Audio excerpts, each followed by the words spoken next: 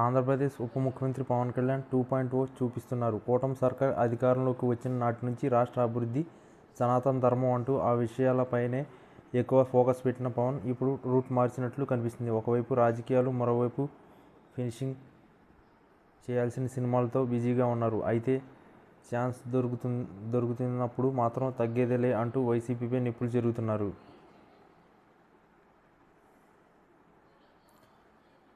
అంతకుముందు పుష్ప 2 సినిమాలో డైలాగు విషయంలో జగన్ చేసిన వ్యాఖ్యల పట్ల పవన్ తీవ్రంగా స్పందించారు. సినిమాలో చెప్పే డైలాగులు సినిమా హాల్ వరకే బాగుంటాయని, వాటిని అనుసరిస్తామంటే ప్రజాస్వామ్యంలో సాధ్యం కాదని వ్యాఖ్యానించారు. ఎవరైనా చట్టం, నియమ నిబంధనలను పాటించాల్సిందని హెచ్చరించారు.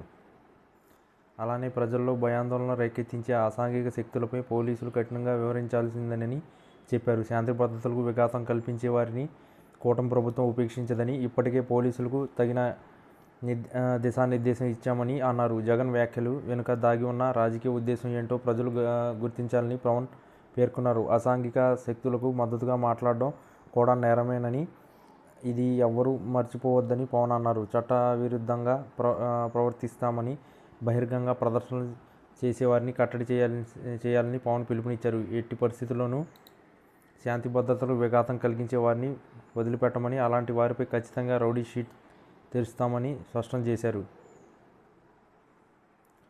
ఇక ఇప్పుడు ప్రకాశం జిల్లా నరసింహాపురంలో రూ. 1,290 కోట్లతో ఏర్పాటు చేయనున్న రక్షిత సాగునీటి పథకానికి శంకుస్థాపన చేశారు. ఈ సందర్భంగా జరిగిన సభలో ఆయన కూడా వైఎస్ఆర్ కాంగ్రెస్ పార్టీపై తీవ్రస్థాయిలో ధ్వజమెత్తారు. సగటు మనిషిని భయపెట్టడం వల్లే వైసీపీకి ఈ పరిస్థితి వచ్చిందని ఆగ్రహం వ్యక్తం చేశారు.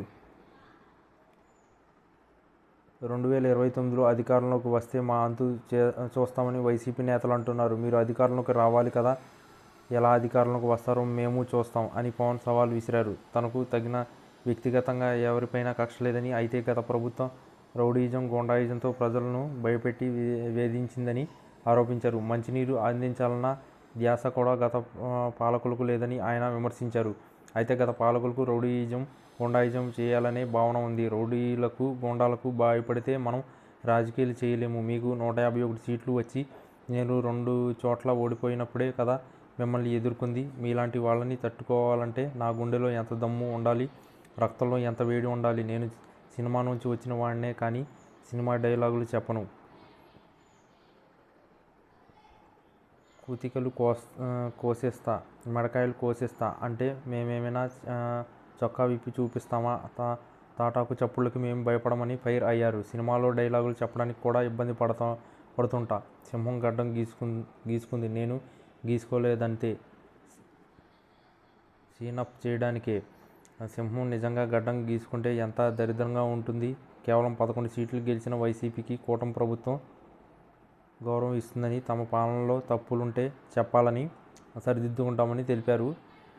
కూటమి అంటే పిడికిలి లాంటిది అని, ఏ వేలు లేకపోయినా ఏమీ చేయలేం, ఏకలవ్యుడి పరిస్థితి అవుతుందని అన్నారు. జనసేన, టీడీపీ, బీజేపీ నాయకులు ఒకరికొకరు గౌరవించుకోవాలని సూచించారు. 15 సంవత్సరాలు నిలబడితే రాష్ట్ర అభివృద్ధి చెందుతుందని, తన పార్టీ కూటమి సంక్షేమం కంటే ప్రజల సంక్షేమం ముఖ్యమని స్పష్టం చేశారు. అధికారం నుండి వెళ్లిపోయిన గత పాలకులు రెచ్చగొట్టాలని చూస్తున్నారని, వాటిని రెచ్చిపోవద్దని పవన్ సూచించారు.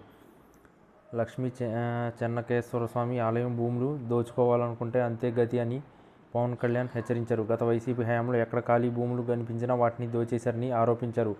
అక్రమాలకు గురైన ఆలయాలు, భూములను తిరిగి వెనక్కి తీసుకునే ప్రక్రియలు ప్రారంభించామని, వాటిని రక్షణ కల్పించే బాధ్యత కూటమి ప్రభుత్వం తీసుకుంటుందని స్పష్టం చేశారు.